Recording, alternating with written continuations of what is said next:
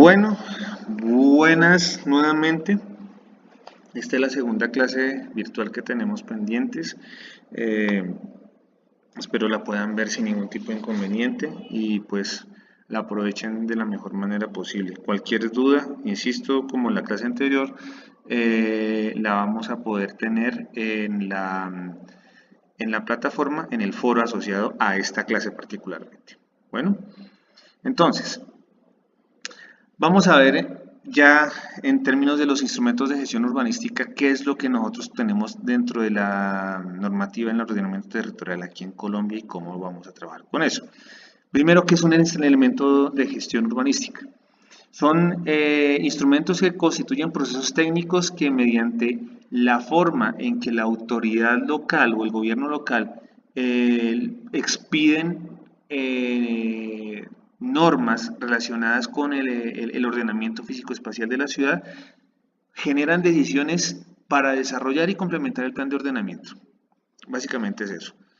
Además de eso, incluyen mecanismos de distribución equitativa de cargas y beneficios que, si recuerdan, en la última clase presencial que tuvimos, que les estoy explicando qué significaba eso de una distribución equitativa de cargas y de beneficios como tal. De esta manera tenemos tres niveles que van desde las escalas más grandes hasta la más pequeña, que ya veremos que son las que normalmente ustedes más van a terminar manejando en su vida profesional. Entonces, la primera, que son niveles generales. A nivel de desarrollo de piezas urbanas, se determinan como planes maestros. Son instrumentos de planificación que desarrollan estrategias de gestión en términos de ciudad-región y definen necesidades en términos de la forma en que se necesita desarrollar suelo para urbanizar de acuerdo con las previsiones del crecimiento poblacional que puede llegar a tener la visión prospectiva de los planes de ordenamiento, para programar proyectos de inversión sectorial en el corto, en el mediano y en el largo plazo. Esas son lógicas de largo aliento como tal. Por otro lado, los de segundo nivel, que ya estamos hablando de lógicas que van casi que a nivel de localidad y un poco menos, habla sobre planes zonales y planes de ordenamiento zonal. Son instrumentos de planeación que definen y precisan condiciones de ordenamiento de un sector determinado del suelo urbano, en que se están mirando las infraestructuras, el sistema general del espacio público, la constitución general de los equipamientos colectivos, la manera en cómo se pueden estar armonizando usos de suelo definidos dentro de el área que se pueda estar delimitando para este propósito, la forma en que se tienen que comenzar a precisar los desarrollos de la norma urbana y la limitación de criterios de gestión para planes parciales en el marco de la estrategia del ordenamiento territorial. O sea, son normas amplias que pueden estar impactando territorialmente amplias piezas urbanas dentro de la ciudad. Por otro lado están las operaciones estratégicas. ¿Qué es una operación estratégica? Son acciones administrativas que vinculan acciones urbanísticas e instrumentos de gestión. Son una mezcla de cosas y también de herramientas de gestión financiera, social, económica en áreas especiales de la ciudad que se pueden estar considerando fundamentales para considerar a largo, mediano y corto plazo en la forma en que se está desarrollando el ordenamiento territorial. Son, en resumen, formas de poder estar creando dinámicas que puedan, o proyectos amplios que puedan estar fortaleciendo algunas dinámicas territoriales, pero que son amplias, son bastante grandes. La finalidad para poder desarrollar este tipo de operaciones es orientar el dinero, tanto del sector público como del sector privado, para que puedan ser incluidos en los programas de ejecución de cada administración. Por otro lado, están las unidades de planeamiento zonal y las unidades de planeamiento rural, que más o menos son equivalentes. En una zona, en uno son de carácter urbano y en el otro son de carácter rural. Tienen como propósito definir, precisar el planeamiento de suelo urbano y de rural, en este caso de los municipios, aquí está el distrito, pero efectivamente es de los municipios en general, involucrando actores sociales en la definición de aspectos del ordenamiento y el control normativo de la escala zonal. Son elementos que son mini pods, podríamos decirlo de alguna manera. Y los planes parciales, de los que ya estuvimos hablando, que son instrumentos que articulan de manera específica los objetivos del ordenamiento territorial con los de gestión de suelo. De esa manera, la forma en que se está organizando el suelo tiene que tener asociado una manera en que se puede materializar. ¿Cómo se materializa eso? Mediante unas condiciones técnicas. Acuérdense que cuando estamos hablando de lo técnico estamos hablando de los datos que pueden estar sustentando las decisiones en términos administrativos, jurídicas, que es la forma en que se puede estar entendiendo también la manera en que la ley determina qué se puede y qué no se puede hacer, económico-financieras, que es la manera en que va a estar fluyendo el dinero, porque como ya les había dicho anteriormente también, el desarrollo de la ciudad cuesta y también genera grandes cantidades de riqueza. Y el diseño urbano, que es consecuencia también del anterior, que permite la generación de los soportes necesarios para nuevos usos, dado el caso, o para la transformación de espacios urbanos dentro de la ciudad ya constituida, asegurando así condiciones que estén fortaleciendo la calidad de vida, mejorando la habitabilidad y la protección de la estructura ecológica principal de conformidad con las previsiones presentes en el plan de ordenamiento territorial. Planes de reordenamiento, que es de alguna forma una situación bastante parecida, pero que son, a diferencia del anterior, de los planes de los planes parciales, son tomados de manera unilateral por la alcaldía y normalmente están siendo asociados con iniciativas de emergencia manifiesta, como por ejemplo inundaciones, temblores y cosas así por el estilo. ¿Para qué? Para regular las condiciones especiales que por medio de actuaciones urbanas específicas combinen reparto de cargas y beneficios, que ya lo vamos a ver un poco más adelante, con las zonas de objeto de intervención destinadas a uso dotacional de carácter privado y la adquisición de predios por parte del municipio para destinaciones a uso público en general. Y los de tercer nivel, que ya estamos hablando del nivel de proyecto y como les estaba diciendo, esto ya hace parte más de la forma en que ustedes van a hacer su trabajo con muchísimo más claridad. Entonces, los planes de implantación tienen como objeto lograr que los proyectos de nivel de equipamiento, como por ejemplo pueden llegar a ser una universidad como la nuestra, pueden llegar a tener impactos a nivel metropolitano y urbano. De esa manera, el proyecto tendrá que estar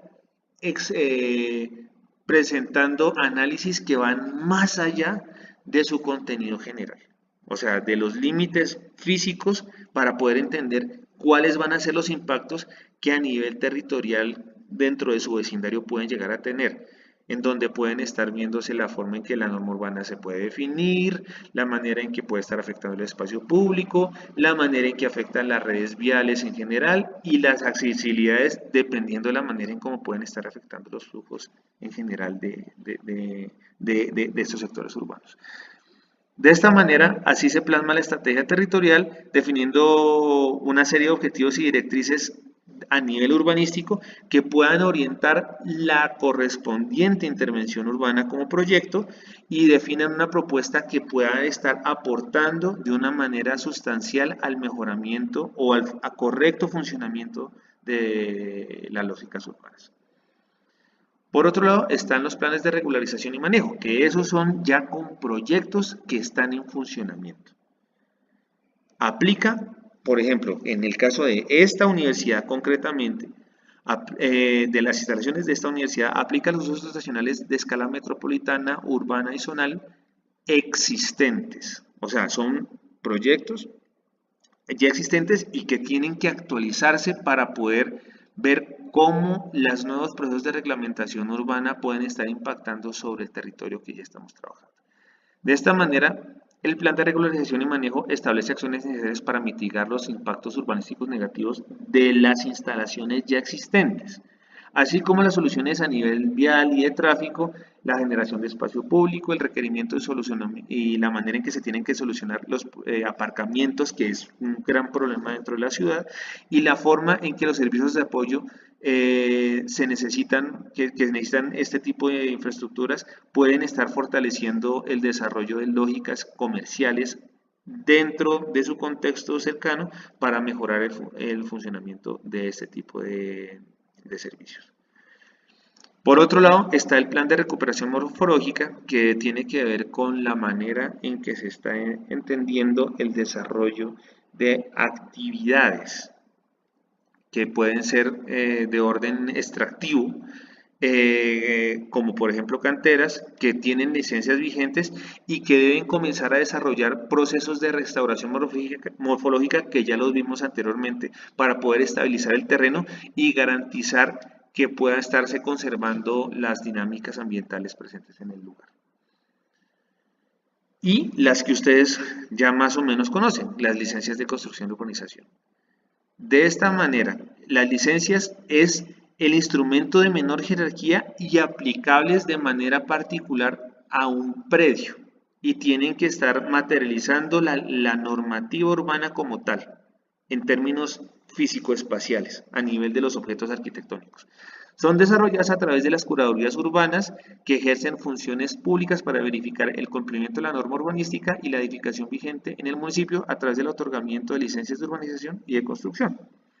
Por otro lado, dentro de los instrumentos de financiación y de gestión encontramos este que es como el más interesante y que tiene más elementos de desarrollo en términos de la legislación aquí en Colombia, que es la participación en plusvalía. La plusvalía, según Marx, es la manera en que un elemento puede cargar un valor adicional a su construcción material en sí, es decir, la manera en que a través del trabajo se le puede estar imprimiendo un valor por encima del resto de las cosas. Como por ejemplo, cuando ustedes compran una artesanía. En principio, cuando uno compra artesanía, no está comprando materialmente el objeto, cuando uno la adquiere. Está adquiriendo la cantidad de trabajo que se le imprimió a ese objeto para que ustedes lo puedan tener en su mano.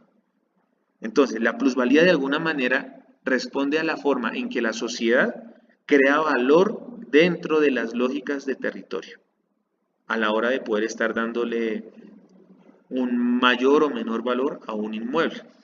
De esta manera, con las decisiones del ordenamiento territorial que se están planteando en los planes de ordenamiento y con lo dispuesto en la Ley 388, lo que puede estar generando ese valor adicional son zonas de aprovechamiento que han sido incrementadas por las normativas establecidas en el plan de ordenamiento, como por ejemplo el cambio en la clasificación de suelo, asignación de actividades con usos más rentables o una mayor edificabilidad. Cuando yo tengo eso, yo puedo estar diciendo hay un valor adicional que solamente porque la administración lo está permitiendo, usted puede tener mayor rentabilidad en la explotación comercial de suelo. Entonces, ahí usted va a poder tener cómo poder solicitar que se le pueda revertir este tipo de situación. La transferencia de derechos, que es un elemento que está definido pero que no ha sido reglamentado aún o no de manera adecuada, es la forma en que, por ejemplo, bienes o inmuebles de interés cultural o vivienda de interés social que se haya definido en sectores con esta categoría en el plan de ordenamiento, pueden estar haciendo que se pueda estar transfiriendo dentro de la ciudad capacidad edificatoria de un sector a otro para poder financiar tanto el desarrollo de la restauración de inmuebles de interés cultural como el fomento al desarrollo de vivienda de interés social. De esta manera, los previos generadores de transferencia transferirán su edificabilidad, que se va a estar tasando en términos económicos, con relación al subsector normativo en donde se ubican y van a poder permitir que se edifique adicionalmente en otro sector de la ciudad, reconociendo exclusivamente eso cuando el inmueble mantenga los valores que motivaron su declaratoria y se ejecute un proyecto de recuperación del mismo.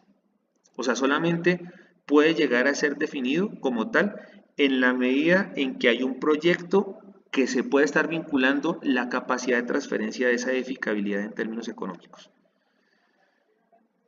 Y la valorización, que es como la más común que tenemos nosotros dentro de la lógica aquí en Colombia, que es un gravamen real sobre las propiedades inmuebles que está sujeto a un registro destinado a la construcción de una obra, como por ejemplo si quieren hacer un puente, si quieren hacer un colegio o un centro de salud, o pueden estar desarrollando un parque. Ustedes cuando están, o sea, cuando están hablando de valorización, que ya lo miraremos más adelante, no es un impuesto, es una contribución, que ahorita lo explicaré más en detalle, para que termine afectando el valor del inmueble que puede ser sujeto de la afectación directa de este tipo de intervenciones. Se imponen los propietarios o poseedores de aquellos inmuebles que se benefician con la ejecución de las obras. Es súper sencillo. Y aquí vamos a tener una diferenciación de tres elementos que son supremamente importantes dentro de la estructura fiscal de la ciudad, del desarrollo urbano. Uno que son los impuestos, que es la manera en que yo puedo estar generando una contribución obligatoria a todo un universo concreto. Cuando ustedes pagan IVA, son todos los que están adquiriendo bienes y servicios en general los que pagan el IVA. Todos los que tienen un inmueble aquí en la ciudad pagan predial. Todos los que tienen un automóvil también pagan el impuesto de vehículo. O sea, todos los que se determinan unas lógicas para poder definir eso. De esta manera, son prestaciones pecuniarias de carácter unilateral, que son necesarios para poder estar cubriendo funciones y gastos generales del Estado, que en este caso, por ejemplo, estamos hablando del impuesto predial. Por otro lado, están las tasas. Las tasas son gravámenes que se están definiendo en el momento en el que yo estoy haciendo uso de un servicio general del Estado. Por ejemplo, en este caso, una tasa estaría hablándose directamente de la que ustedes van a pagar cuando están haciendo uso de los servicios de una curaduría. Cuando hacen uso de los servicios de la curaduría, ustedes terminan construyendo, eh,